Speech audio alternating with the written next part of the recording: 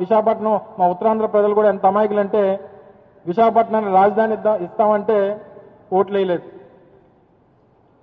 కానీ ఇలాంటి యోగా కార్యక్రమం ఒకటి పెడితే పొంగిపోతారు,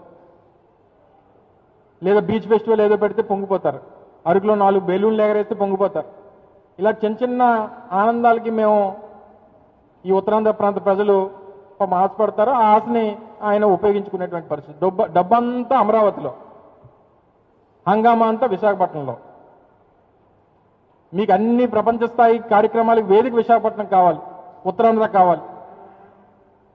కానీ మీరు పెట్టుబడి పెట్టడానికి, ప్రభుత్వం డబ్బులు ఖర్చు పెట్టడానికి, ఇక్కడ వ్యవస్థల్ని లేదా ఈ ప్రాంతాన్ని అభివృద్ధి చేయడానికి మాత్రం మీకు విశాఖపట్నం అవసరం లేదు, ఉత్తరాంధ్ర అవసరం లేదు. చెప్పానండి, ఈ 13 మాసాల్లో విశాఖపట్నానికి కానీ ఉత్తరాంధ్రకు కానీ ప్రత్యేకంగా చేసినటువంటి కార్యక్రమాలు ఏంటో ఈ సంవత్సర కాలంలో చెప్పమనండి. మొదలుపెట్టినటువంటి జిఎంఆర్ ఎయిర్పోర్టు మా హయాంలో మొదలుపెట్టింది. జరుగుతున్నటువంటి ఇక్కడ మాల్ నిర్మాణం జరుగుతూ ఉంది, ఇనార్బిట్ మాల్, అది మా హయాంలో తీసుకుని వచ్చిందే. ఉద్దానంలో కిడ్నీ సెంటర్ నిర్మాణం చేసాం, పూర్తి చేసాం. మూలపేటలో పోర్టు నిర్మాణం జరుగుతూ ఉంది, అది మా హయాంలోనే. మెడికల్ కాలేజ్ నిర్మాణం జరుగుతూ ఉన్నాయి, అది మేము చేసిందే.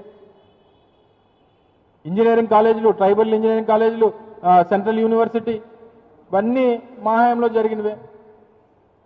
మీరు ఈ సంవత్సర కాలంలో ఇగో ఈ ప్రాజెక్టు, ఈ కార్యక్రమం ఈ ప్రాంతానికి, ఉత్తరాంధ్ర ప్రాంతానికి ఇచ్చేసామని చెప్పమనండి. కూటమి ప్రభుత్వంలో ఉన్నటువంటి ఏ నాయకుడని చెప్పమనండి. చెప్పడానికి ఏం లేదు, ఎందుకంటే ఏం చేయలేదు కాబట్టి. ఇగో ఈ యాడ్ ఏదో ఇచ్చారు మొన్న, ఇది 12వ తారీఖున మాట్లాడదాం అనుకున్నా. ఆ రోజు ఆ ఫ్లైట్ ఇన్సిడెంట్ అయ్యి మాట్లాడలేకపోయింది. ఇది 12వ తారీఖున వచ్చినటువంటి ప్రభుత్వ ప్రకటన, ఇది ప్రభుత్వం ఇచ్చినటువంటి యాడ్. భోగాపురం ఎయిర్పోర్ట్ పనులు ఇందాక మీకు చెప్పినట్టు ఇది మా హయాంలో తీసుకుని వచ్చింది. ఓర్వకల్ పారిశ్రామిక కారిడార్ కానీ, కడప జిల్లా కొప్పర్తి ఇది కానీ, స్టీల్ ప్లాంట్ ప్రైవేటైజ్ చేస్తారు.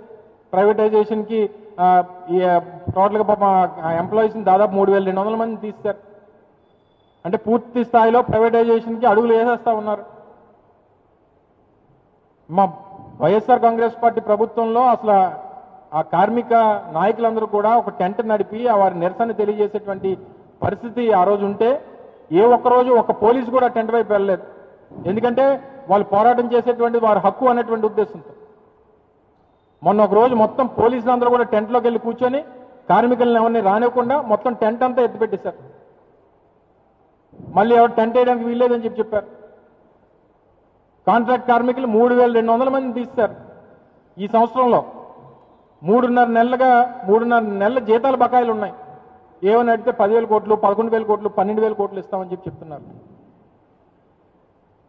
మీకున్నటువంటి ఫైనాన్షియల్ ఇన్స్టిట్యూషన్స్ నుంచి మీ తాలూకు అప్పుని ఒక ఇన్స్టిట్యూషన్ నుంచి ఇంకో ఇన్స్టిట్యూషన్ మార్చడానికి ఇచ్చినటువంటి డబ్బుని ఏదో స్థానికంగా ప్లాంట్ కార్మికులకో లేకపోతే ప్లాంట్ అభివృద్ధికో ఇచ్చినట్టు మీరు మాట్లాడితే, ఒకవేళ మీరు కాపాడేటువంటి ఉద్దేశం మీకుంటే మీరు ఎంప్లాయీస్ని ఎందుకు మీరు తీసేస్తా ఉన్నారు?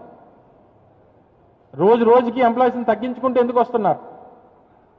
మీరు అడుగులన్నీ ప్రైవేటైజేషన్ వైపు ఎందుకు నడుస్తూ ఉన్నాయి? వీటన్నిటి కూడా సమాధానం చెప్పడం మానేసి ఇటువంటి ఈవెంట్లు చేసుకొని మీరేదో పబ్లిసిటీ పొందాలనేటువంటి ప్రయత్నం ఇప్పటికైనా చంద్రబాబు నాయుడు గారు సంవత్సరం అయిపోయింది. మా నాయకుడు చెప్పినట్టు కళ్ళు మూసి తెరిస్తే ఇంక 3 సంవత్సరాలు అయిపోతుంది, ఎలక్షన్లు వచ్చేస్తాయి. 5 సంవత్సరాలకు ఒకసారి మనకి ప్రజాస్వామ్యంలో అవకాశం ఉంటుంది. 5 సంవత్సరాలకు ఒకసారి ఓటేసేటువంటి హక్కు ప్రజలకు వస్తుంది. తప్పకుండా మళ్ళీ మీకు బుద్ధి చెప్పేటువంటి రోజు దగ్గరలోనే ఉంది. మీరు ఇప్పటికన్నా ప్రజలకు ఇచ్చినటువంటి హామీల్ని నిలబెట్టుకునేటువంటి దానికి మీరు తాపత్రయపడండి.